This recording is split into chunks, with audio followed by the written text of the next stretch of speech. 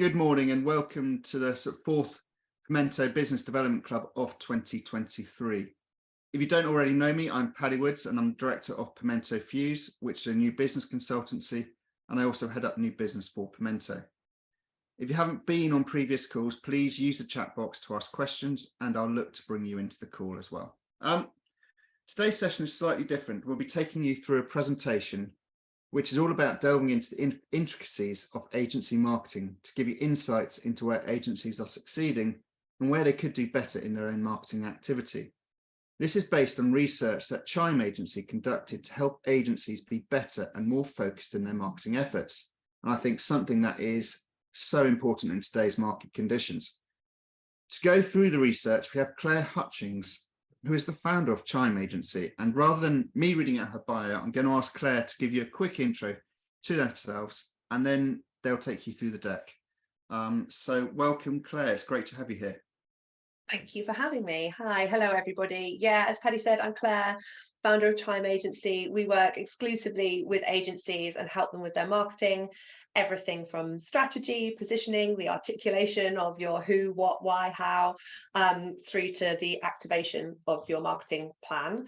My background is 15 years in agencies and consultancies in an in-house marketing role, and set up Chime Agency last year. We're now a team of 5 working with agencies across the UK, one in the US, one in Spain randomly too, and we're Pimento members as well. Fabulous. Thank you, Claire. Right, if you can put your deck on and then it's over to you, really. Great, so I've got a few slides for you. One sec, let's make sure we get this up and working. Right, can you see my slides? Yes. Great. So I've got a few slides. It'll probably be kind of 10-15 minutes of me chatting, and then we'll have time for loads of questions at the end. But yeah, as Paddy said, if you keep them coming in the chat, he'll field them to me afterwards. So we all know that agency marketing is really, really hard. It's hard to show up consistently. It's hard to manage that roller coaster that is the feast and famine of agency new business. Finding the time to fully commit to it within your teams and knowing where to put those limited resources is just really difficult, particularly when your best people within your agency have to be as billable as possible. So we decided that knowledge is power, and we wanted to understand where agencies are getting it right, what the stumbling blocks are, what are the challenges that agencies are facing, who's doing it really well, and just generally what we can all as agency leaders, founders, people within agencies can do to just do a little bit better. So we decided at the beginning of this year to look at across the agency landscape. We surveyed and assessed the quality of over 100 agencies marketing, big, small, all different specialisms. And we looked at their website, which included looking at their proposition and positioning. We looked at their kind of channel strategy across social media, looked for evidence of paid and earned channels coverage. And we also looked at the founders, CEO and leaderships of agencies, what they're doing with their personal brands. And then we looked at their content and marketing strategy. Was there a consistent tone of voice? Was there a variety of different content? And we scored agencies, all 103 agencies, on this matrix, which was there was a total score of 42. So if you had evidence of absolutely everything in our matrix, you could score 42 points. And we decided to look at what the averages were by different agency size and agency specialism to see if we could kind of glean some insight into where agencies were doing well and what different types of agencies could do better. So this table here is looking at kind of the average benchmark score. So across all the agencies that we surveyed, 27 out of 42 was the average score. So we've made that our benchmark. But you can see here that the highest scoring agencies scored a massive 41 out of 42, whilst the lowest performing agencies scored just 2 out of 42. So there was a really big gap between the lowest and the highest performing agencies, but 27 was the average. So this here looks at kind of the top performers, the bottom performers, and those in the middle. So we found that the top performing agencies, those that scored on average highest and in the top quartile, were technical, PPC and SEO agencies and full service and marketing agencies. They scored, the PPC agencies scored 33 out of 42 on average, and the marketing full service agencies scored 29 out of 42 on average. But we found that larger agencies generally scored better on average than smaller agencies. And the interesting bit was that 30 people and above was kind of the tipping point for that, although actually agencies with over 100 staff were the ones that were in the top 10%. Then those that were sitting in the middle, so hanging around the 26 to 28 out of 42 mark, were digital and web agencies, design and branding agencies. We also scored some consultancies, and those agencies which had sort of 16 to 30 people.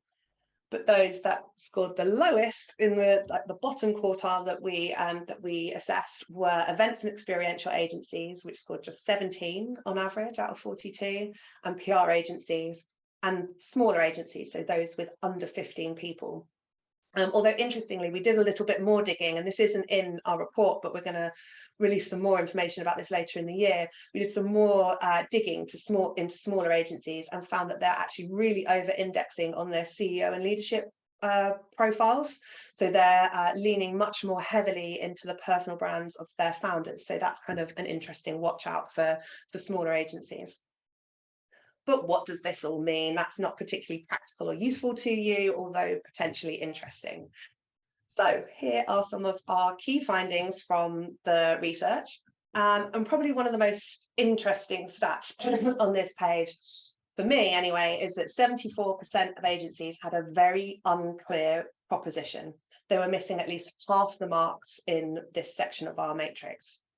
And why that's interesting is that when you looked at the agencies that did have a strong positioning and proposition, they scored 38% higher across the matrix than those with weak propositions. So if you've got a strong positioning for your agency, the rest of your marketing is a lot easier and you score much higher across it. It's also really interesting when you look at and you see that 44% of agencies were really unclear about who they offer their services to.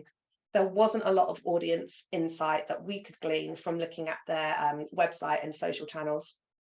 And in fact, 73% of agencies, even if they're clear about who they work for and what they do, they don't then go on to explain the challenges that they solve for their clients. Sorry, croaky, told you. On top of this, there's a real lack of consistency across content creation, posting on social media, posting on websites. That's really clear. So kind of 46% were lacking a coherent content strategy. But one of the big ones, and we'll come on to it later, was that across all the agencies that we looked at, 33% of agencies had no clear call to actions on their websites. So that's a third of agencies weren't directing their audience to go on and do something on their website. We also attributed each agency specialism a practice what you preach score, and I'll come on to that a bit more later. But we looked at the elements of our scoring matrix which directly correlated to the services that an agency provides its clients. And you can see here that 65% of full service and marketing agencies are not currently practicing what they preach. But what can you do? What does this mean? What are the learnings? What are our recommendations from all of this great research, which, as I say, goes into a way more detail in our long report? The next part of these slides, I'm going to go into each agency specialism and kind of pull out the learnings and recommendations that we have for each of you. So starting off with design and branding agencies, they had overall a 75% of practicing what they preach. 83% of them of design agencies are in the top 20% for the design and the kind of visual appeal of their content. However, their websites need more call to actions, and sometimes the design, whilst beautiful, could make it difficult to digest the content, or there was content on there that just wasn't appropriate for their audiences. So our big recommendations for design and branding agencies is to have regular audits of your digital channels and your website, to try and avoid any usability loading errors. There's quite a few of those within this category. And also just making sure you're viewing your work and your marketing through the eyes of your clients and prospects rather than through the eyes of your people. Often these agencies are quite heavy on the kind of the culture of their agency, but thinking about their marketing through the eyes of their audience would really help them. And just generally trying to avoid style over substance. That was kind of a bit of a theme with these agencies. Next up, we've got PR and comms agencies. And you might remember they were one of the kind of the bottom performers overall. And actually, sort of 30% of PR and comms agencies, we couldn't find any evidence of them gaining earned media coverage. So be that in trade press or through awards. And it may just be that they are doing that, but they're not shouting about it across their channels. So if you are doing that, you're a PR agency and you are gaining your own earned coverage, shout about it, because unless someone reads that piece of that trade press or whatever it may be, if you're in PR week, no one's going to necessarily know about it. Now is not the time to be modest. But we also found that only 47% were practicing what they preach on their own website. So quite a few of these agencies didn't have anywhere on their website for thought leadership and insights, which is something that they clearly offer to their clients. And even if they did, then often they weren't really updating it very regularly. So really, if you need to prove to your clients why the PR retainers are so important, we really recommend you kind of getting that consistency with your own thought leadership and your own earned coverage. And again, events and experiential agencies. So this one was quite difficult for us to assign a practice what you preach score to, because we didn't call out in our research this year. We didn't look at agencies that were running their own in-person events, and we're going to do that next year. So what we did was we looked at kind of the design of their content, and we looked at their work on social media, their marketing on social media, and attributed their practice what they preach score to that. And they 53% were practicing what they preach through their design, and just 27% were practicing what they preach on social media.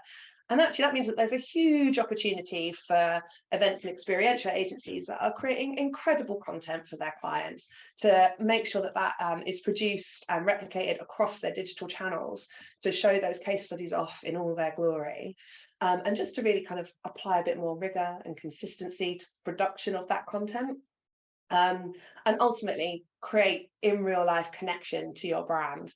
Your agency brand. It's what you do, it's what you you want your clients to be doing. So definitely trying to find opportunities to create that for yourselves, and talking about the events that you're running for your own agency brand across your channels is really important. Next up, we've got digital and web agencies, and they've performed pretty well actually. So 79% were practicing what they preach when it came to the performance of their website. So there were very few with kind of load and usability errors. However, we would say try not to over-engineer your site. Sometimes these agencies had very kind of whizzy, jazzy sites that could maybe detract from the content, and that also potentially didn't have a lot of call to actions to actually drive the users to do what you want them to do. So think about building a site that converts whilst also maintains your stylistic flair and showcases your skills. But there's also a real opportunity for these agencies to lean into SEO a bit more. The SEO and PPC agencies performed really well because of their SEO presence, and so digital web agencies can definitely learn from them and kind of increase the traffic to their sites a bit more. Next up, full service and marketing agencies. Excuse me. So whilst across our whole scoring matrix, they performed really well and were in the top quartile, it's quite difficult for full service agencies to practice what they preach, because they have to be across multiple channels. That's what they do for their clients, but it's really difficult. It's a harder job to to do that for an agency brand. So actually 65% didn't show any evidence of multi-channel marketing. And this is the highest proportion of any agency specialism that we surveyed.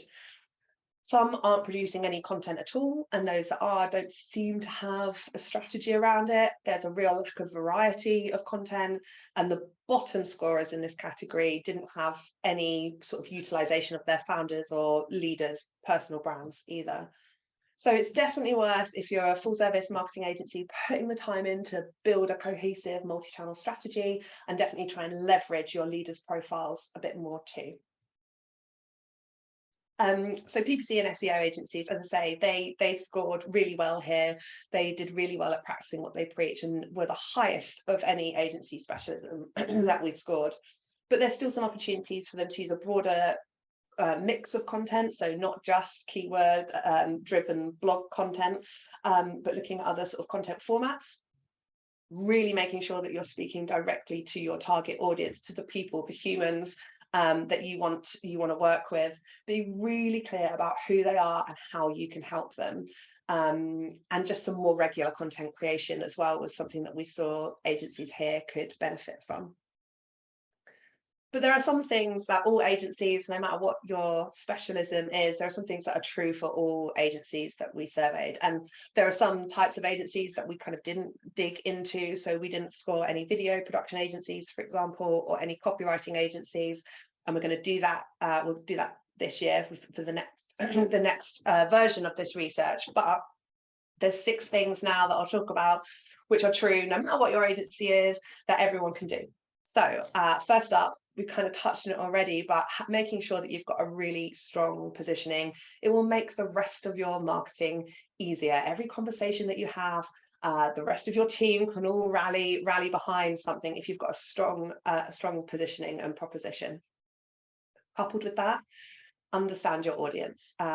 Really consider the challenges that they face and produce content and marketing that will help answer those challenges that they've got.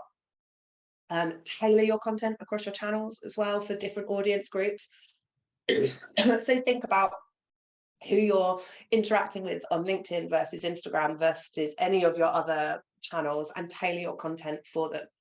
At the minute, only 58% of agencies are speaking to a defined audience on social media. And next up, consider conversion. So we saw earlier that 1/3 of agencies don't have any call to actions or clear call to actions on their website. But beyond your website, make sure that every piece of content or marketing campaign that you have has a very clear goal in mind. You're very clear about what you want to happen and optimize your content in your campaigns for that goal. So do you need general awareness? Is it downloads? Is it lead generation? Is it web traffic? Just be really clear so that you're not just producing a ton of content that's going out into the ether and not actually doing anything. And next one, it's a big one. It's really hard for agencies to be consistent, but many agencies had no rhythm to their content and their marketing that we could see. And this kind of relates to their tone of voice as well. Often tone of voice could be very inconsistent. So it's not just about the regularity of posting, but what you are putting out into the world. Make sure it's consistent across your brand. 41% don't post a range of different content on socials. And that includes kind of 51% of agencies not talking about awards or their work. 48% weren't talking about their culture. Often you'd find an agency that would talk a lot about their culture, but not about their work, and vice versa. So having consistency and clarity across everything that you're posting is really something that we can all take from this. Optimizing for SEO. So in our full report, there's loads more information on this, so I'm not going to go into a ton of it now, but we also put every agency that we scored, we put through a URL profiler to see if search engines understood what their website was about versus what we as humans who work in the marketing industry understood their businesses and their websites to be about. And what we found, we looked at the URL profiler attributed different topics and themes to each website. And actually only 8% of agencies were attributed one closely matching topic. The vast majority, 42% of agencies, were not assigned any matching topics. So here, for example, excuse me, we had a web dev agency where the search engines thought that they were in the construction and architecture industry. So there was a real disparity between what the search engines think your websites are about versus what we as humans think that they're about. We're nearly at the end, then you won't be able to hear me hacking anymore. But the big one for everyone is to really practice what you preach. It's the closest we can get to a silver bullet for agency marketing. We went through all those kind of practice what you preach scores earlier, but really leaning into your marketing, understanding your audience, and using the skills that you have available to you within your business is really, really important. But just urge everyone to make it their mission for the rest of this year to try and become their own best case study. And that's it. That's me. That's us. I'm going to stop sharing my screen now and drink some water while Paddy hopefully says hello to you all. Brilliant. Claire, thank you very, very much. I'm going to come back to you just as you're about to drink your water.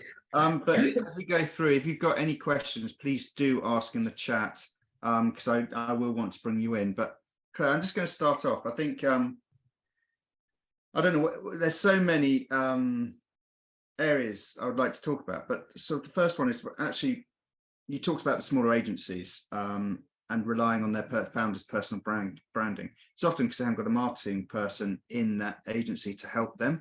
So taking all that insight, how would you go about from a small business building out the right marketing activity that's going to help them do what they do and get their right message across to their clients? Yeah, so smaller agencies, they kind of necessarily have to lean into their founders' personal brands. That's where the network is. The majority of their leads are going to come through referrals, through word of mouth. So that's why it happens. But interestingly, if you're an agency that knows that you want to scale beyond 30 people to 30 people and beyond, or you know that you want to build an asset that you may want to exit in the future, actually the agency brand has to be developed alongside your personal brand. Your personal brand and those referrals, it's just not scalable, and certainly not if you want to eventually exit your agency. So the sooner you're able to start investing in and thinking about your agency brand, the better you'll kind of supercharge that journey ultimately. And it is tricky. So there are ways that you can do it. So I've seen some agencies that have successfully managed to spread the marketing load across their team and embed it within kind of appraisals and job specs so that everyone has a responsibility, but it's really hard. It doesn't happen very often. There's only a handful of agencies that I've seen do this really, really well. You can bring in someone within the business. Often what happens when they do that, particularly with smaller agencies, is you end up with someone that's quite junior. So there's still quite a lot of emphasis on the founder to be heavily involved with the marketing and the brand building.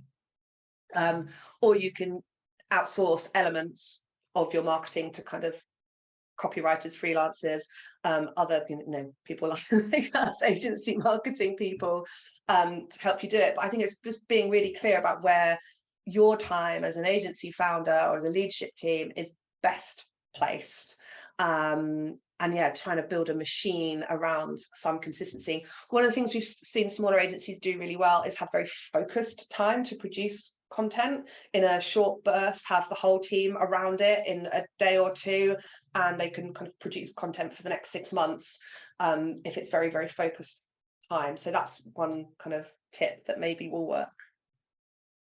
Brilliant. And there's lots of questions coming in. So I'm going to, Tim, I'm not going to bring you in because it's just, when you went about building the research, how did you define who the top 100 agencies were? Yeah, so we picked a really broad selection. The matrix was born out of a competitor analysis that we do as part of our strategy work. So we started there. We started with agencies and their competitive sets that we'd worked with, and then built out from there. So we looked at agencies that we thought that we might want to work with in the future, and we made sure that there was a really good number in each of the agency specialisms and across. But yeah, for the first year we chose them, and it started off as our clients and their competitors. Brilliant. Ewan, I'm going to bring you in if that's okay. If you can unmute. If I can find my unmute button, yes. Claire, I'm not disputing your findings, but I was really interested you talked about low conversion, low call to actions, or sites being poor for them, because I find most sites annoyingly call to action, sign up for my newsletter, get in touch here. So I was wondering if you had any ideas on best practice or really clear calls to action and conversion. Yeah, sorry, Ewan. The okay. Talking is getting to me. I thought it was going to be all right. Yeah, interesting. So the 100 that we looked at, it wasn't great. Even we found it really hard often to even be pushed deeper within a site to get to somewhere else, to get to an action. So the agencies that are doing it well, that have got lead magnets, for example, totally get it. It can be overkill. Like, I was on our website today and we've got a pop-up with the research report, and I was like, why is it's still popping up? I've seen this before. I don't need it to pop up every time. So that's something that we need to look at for ourselves as well. But there is a big swathes where they're not. In terms of best practice, it's probably a bigger conversation for another day. Sure. But just being really conscious of it, and it's not just on your website as well, but looking at your socials or your emails or your other channels, making sure that there's a goal in mind as to what you actually want someone to do. It just is often lacking, and there's often with agencies, if there is content there, it's there, but it's not really doing anything. So there may be blog articles, but then it's not even connecting you to a relevant case study or to the next step. It's just sort of there. Yeah. Thank you. Brilliant. Thank you, Claire. Nikki Parker, I'm going to bring you in just to talk about it from actually an individual consultant's perspective as well. I have downloaded your report and it's excellent, Claire. So thank you for that. But I was just interested. You talked about having surveyed consultancies too, but you talked about lessons for specific agencies, but not consultancies. Is there anything specifically for consultancies that you would like to add? Yeah, let me get it up. I knew there'd be a question that I didn't know off the top of my head. Sorry, I didn't put consultancies into this because I just sort of thought that we'd all be agencies, but that's cool. So 62% of consultancies practice what they preach, but there's what we found that there's often kind of very poor or non-existent content creation. So consultancies, your value is evidencing your expertise, and therefore becoming a thought leader and showing that expertise is really important. And there's a big sort of 40% of agencies that weren't really doing that. So that's what we looked at. We looked at thought leadership on a consultant's website, and to see if they were really showcasing their expertise. So 62% were, which means sort of 38% weren't. So that's probably like the big learning there. Thank you. Brilliant. And Lydia's got a question. Lydia, I'm going to bring you in. It's about sort of practicing and so measuring it side of things. Lydia, whereabouts are you? Hello, I'm here. Hi there. Hi. Thanks so much, Claire. So yeah, we're trying in our agency to do a lot of the things that you've been mentioning, and bringing a lot more sort of individual thought leadership into the picture. And the kind of trouble that I'm having as sort of the marketing manager is convincing people that this is working. So on the reporting side, is there any advice that you have on how to prove that everything we're doing is having an impact? I mean, we're sort of seeing increase in inquiries, which is great, but we can't directly say this is because of all the efforts we're doing, if that makes sense. Yeah, it's really hard. It's we're not talking about prospecting and lead generation and bottom of funnel sales here. We're talking about top of funnel brand awareness, and that is long lead. Like, you don't get results from that overnight. You're talking 3 to 6 months to start seeing the impact of any top of funnel work that you're doing. So I totally get it. If it's really hard to get your leadership team on board with that. I guess the bit that I don't know what agency you're from, Lydia, or how big your agency is, but I would probably refer them back to what I was kind of saying up front, and I can talk to you about this separately if you want. But if you're an agency that's sort of below 30 people and there's ambitions to scale, the difference in the agencies that are much bigger, that are over 30 people, and actually those which are over 100 people, there's quite a big disparity between them, and you can see that they're much more heavily investing in brand. And if there's an ambition to scale, then brand has to sit alongside that. And a marketing machine, like at least they have you, they have someone in place. That's great. It's more than lots of agencies have. But yeah, seeing the difference between smaller agencies and how they invest in their founders' brands versus those that are bigger, that have scaled, that are established, they have invested in their brand. And as I say, you'll probably start seeing results after 3 to 6 months. It's lots of softer KPIs that we look at. So we look at engagement rates, web traffic, and the leads and actual new business. It comes a lot later. Great, thank you.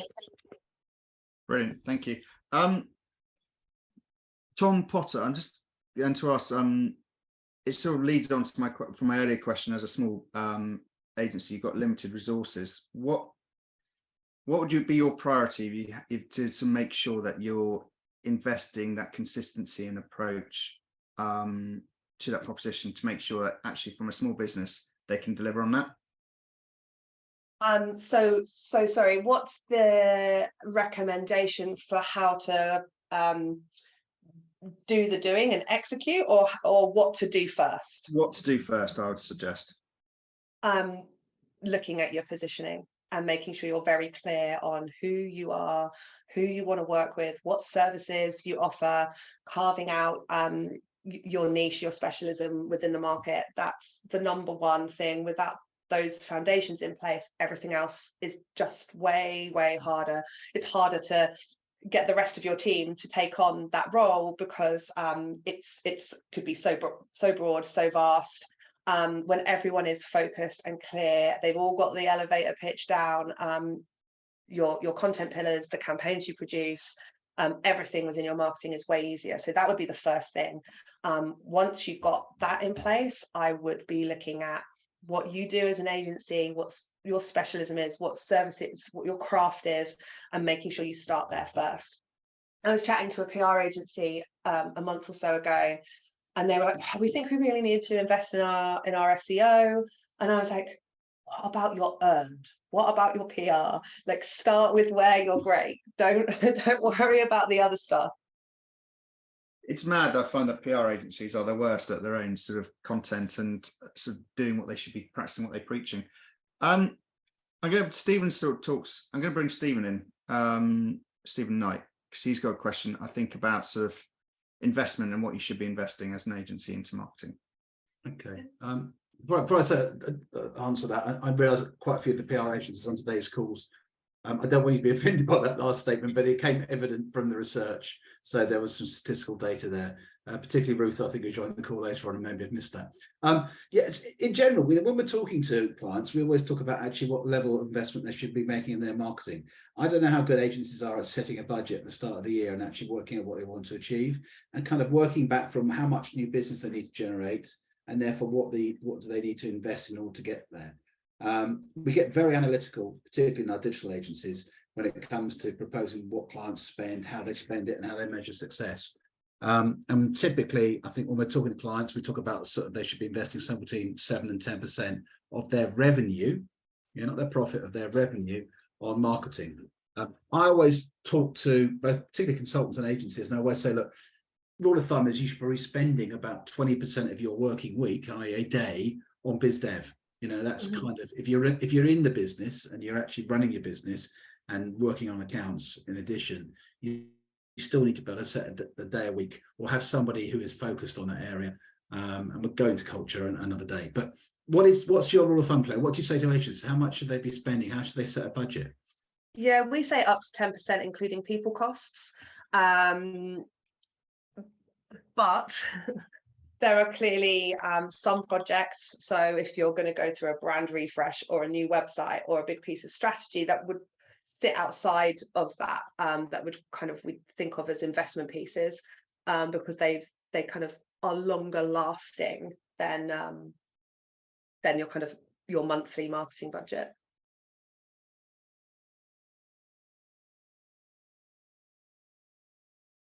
You're on mute, but thank you. And so I know David's asked about sort of the value of awards, and actually what are the most important awards from an agency's perspective to go for? Oh, interesting one. Yeah, awards is really, if you're on a fame mission and on a brand awareness mission, then awards are great. Awards is an interesting one because there are awards and then there are awards, which we all know, and it's going to really depend on the agency as to which awards are right to enter and where you are in your journey, and whether you're entering your client work, whether you're entering your agency for an agency of the year, or people within your agency. All are good at the right time. The one thing I would say, and I learned when I was at Publicis Group agency for a while, and there was a time when Publicis Group pulled all awards budgets, and no agency across globally was allowed to enter awards. They were diverting the money elsewhere, and there was kind of uproar within the group. But actually what it made us do was be much more selective about when we were allowed to enter again, way more selective. There was oftentimes we were just entering them because the account directors or the client leads loved it and they thought it was going to be great for their client relationship, and actually taking a really critical view on what work you enter into awards, looking at it and thinking, actually, if we've not got the results this year, maybe it's going to be better to wait a year, and not worrying if you've got a fallow year of awards, because it's unlikely you're going to have award-winning campaign work every single year. So being really self-critical of what you enter and when you enter is really important with awards. And if you have got a fallow year and you know that that's likely to be the case because you had a great year the year before, whatever it may be, getting people within your team to be judges on awards is a really great way of kind of keeping your shoe in, staying in with the awarding bodies. And also it's great to see what lots of other businesses are doing and what makes a great award entry. Thank you. I'm going to bring in Tashni, if that's okay. It's a very particular question about LinkedIn and transferring using their CEO's profile. Okay. Tashni, are you there? Yeah. A video. Hi, Tashni. Are you there? Yeah, I'm here. Hi there. Hey. Hi. How are you doing? Do you want to ask your question, if that's okay? Yeah, sure. So I work for a small agency, and at the moment we market on LinkedIn on our CEO's profile. I was wondering how we sort of start to transfer that content to our company page and make it successful so that we have more than an online presence on that particular page. I'm really sorry, the sound was really bad, but you definitely win the best background of the day from wherever it is you're calling from. I think it was something around how you work with your CEO leaders profile and your agency kind of profile on LinkedIn. Is that right? Yeah, how we start moving that content to the main company page. Again, it kind of depends where you're at and what the goals are. And basically, if your founder, if your CEO has got a really great network with all of the types of clients that you want to be working with, actually posting on the agency brand company page and he or she then sharing it to their network is a good option, and putting like their own context around it is a good option. If they've got a really good network, use it, don't lose it, because that will be really difficult for you to build, and they will ultimately, people buy from people, right? So don't just shift it over to your company page.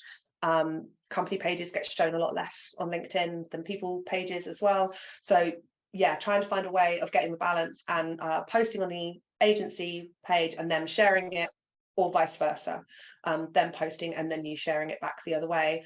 Yeah, that would be my suggestion. I hope that answers your question though. Yeah, that's very useful. Thank you. Brilliant. Thank you. Emily West, hello. How are you doing? Hi, sorry, I was trying to unmute. That's all right. Good, thank you. How are you? I'm good, thanks. Good. Right. Emily, ask your question, then I'm going to finish off with a couple as well.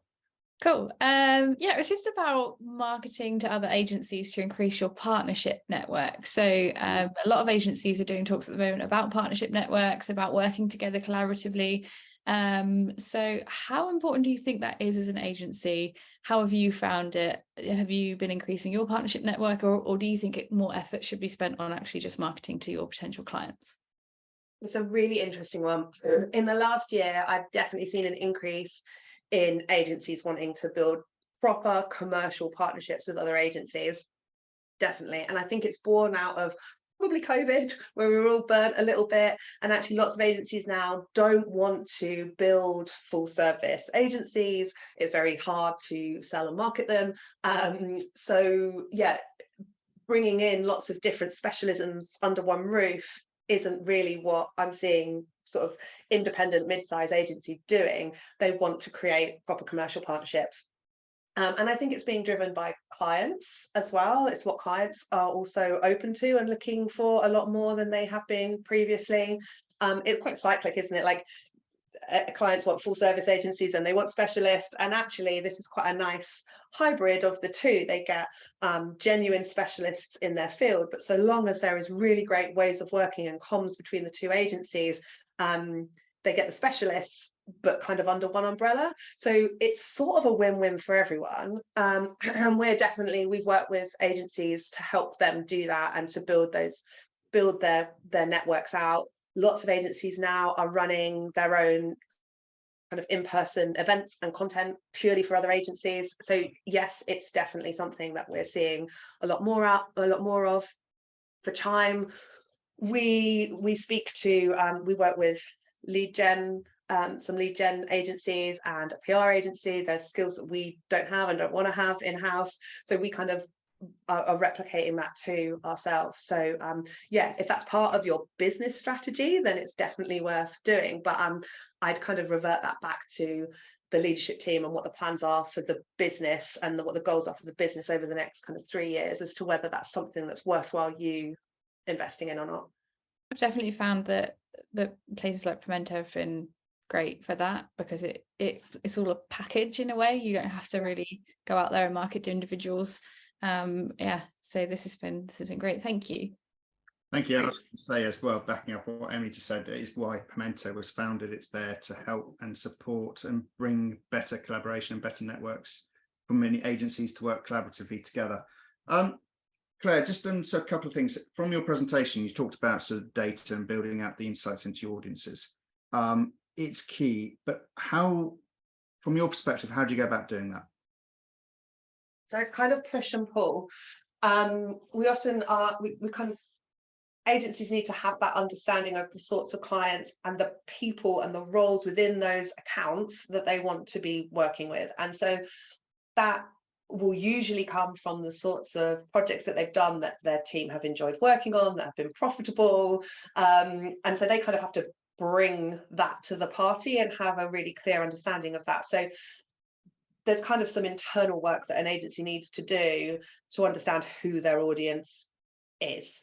And when they know, even if it's quite broad brush and they know that they want to work with pharma business, international pharma businesses, we can then start looking much more deeper into the sorts of places that those people hang out, and where they can tap into them.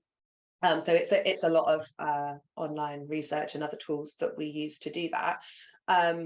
But yeah, it's usually, like, often we might, some agencies find it really difficult because they don't want to say no to working with anyone, and they have had, you know, quite a lot of variety of different clients historically, so it can be quite difficult. But they're specializing, niching, thinking about your audience. It doesn't have to be an all or nothing. You can kind of do it in stages and have a goal that in 5 years' time you'll be super specialist in a particular area.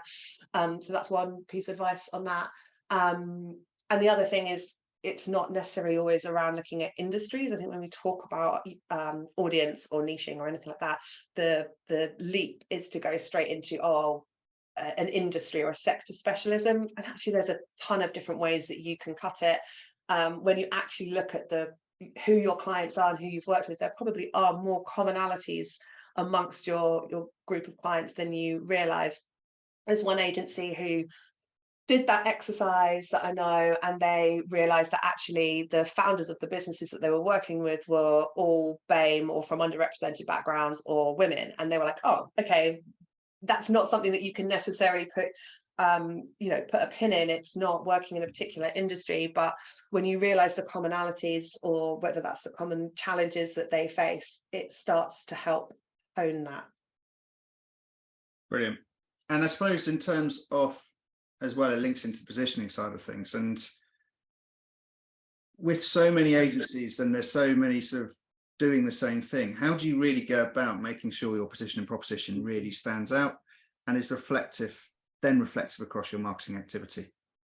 Yeah, it's hard, right? There's, depending on what you read, there's 25,000 odd agencies in the UK alone. It's really, really hard to be completely different. It's hard.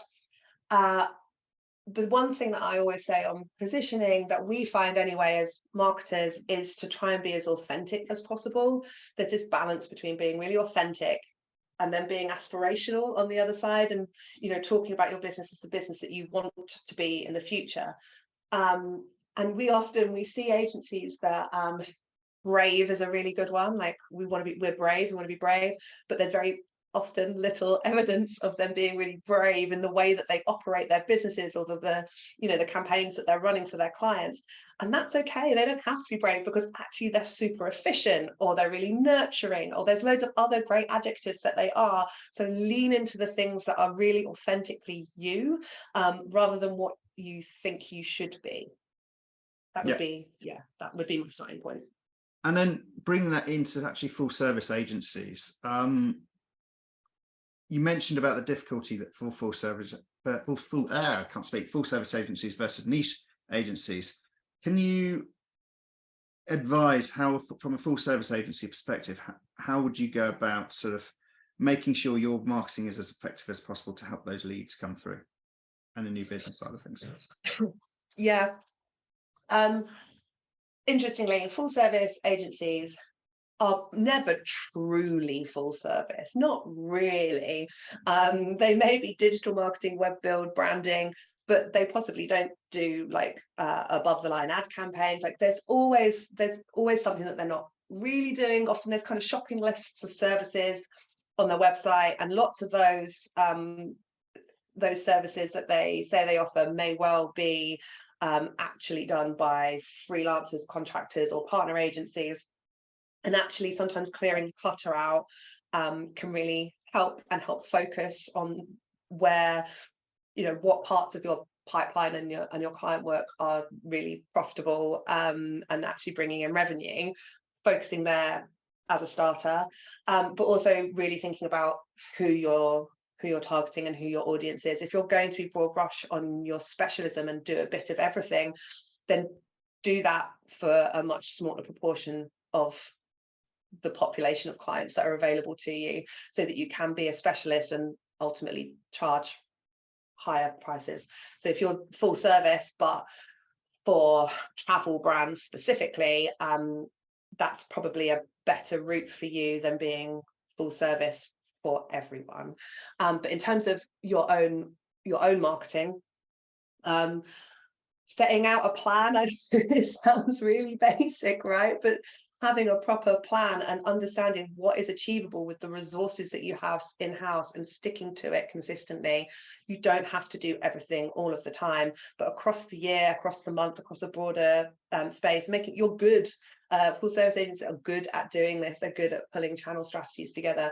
So do that, stick to it, and just do a little bit consistently.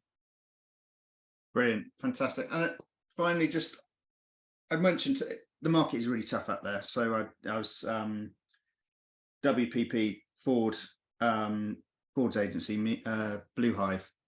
Ford have cut their marketing budget by 40% globally. Now, the knock-on effect is going to impact agencies and have that knockdown effect. Mm-hmm. How important is this to get it right now, and how important is your marketing for an agency right now? Yeah, right now I realise I'm biased, but that aside, it's genuinely important. I mean, there's loads of studies. You can see Mark Ritson talking about marketing in a recession. Like, there's loads. You don't need me to tell you that instinctively. It's what we're telling our clients, right? That marketing in a recession or in an economic downturn is really important. And when we come out of it, those that have invested in marketing reap the rewards from it. So this is an investment now for 6 months' time. The other thing I'd say kind of on this is we're finding at the minute, we run quite a few LinkedIn paid ad campaigns for agencies to promote content, and we're seeing cost per click really low at the minute. It's the lowest I've ever known it. So now's a really good time to experiment a little bit more as well. So if you have got some budget, and I know it's really hard if you've got revenue being ripped out and overheads are rising, it's really tough. But if there is budget, even kind of 200-300 quid, and you've got good content that's ready to go, now is a really good time to experiment a bit more as well, because there are fewer people doing marketing. You've got quite you can get good CPCs at the minute because there's fewer people doing it, so you've got more eyes on you. Brilliant, thank you. So I think that's all we've got time for. I'm just wanting to wrap up just before 12 o'clock. Claire, what a fantastic and enlightening session. It was really informative, really engaging, so thank you very much for your time. We're going to be following up with some key takeaways from the session in this, and we'll also be sharing the report in the follow-up email, so watch the space for that. We're going to be posting on YouTube the video of this later, and if you do want to get in touch with Claire about any marketing support that she can help and advise you on, do let me know and we can make the introductions for that. A couple of house notes about upcoming events. This Thursday we have an online networking event at 5 p.m. This is really sort of networking to help look at ways you can build your partnership programs and partnership opportunities out there, and look at increasing the referrals across partnerships. And so the last two, this next one is that we're repeating the UK Independent Agencies Conference. This time it's a half-day event at the Curzon, Soho. It's on Thursday, the 21st of September, and we have early bird tickets available until the end of June. We got announcing the speakers over the course of this month, so do register. It's going to be a fantastic session. Last year's one was really informative, really engaging, and really useful in terms of helping look at agencies and independent agencies and how they can improve their performance. And then the next BD Club is on the 13th of September, and it's going to be bringing a client's perspective into new business. But if all the information is on our website, and the conference should be in the post or about to be in the post. If not, we'll share it with the email follow-up as well. But thank you all very much for attending. Thank you for your time, and have a lovely day. Cheers all. Claire, thank you very much again. Thanks, Claire. Thank you. Bye.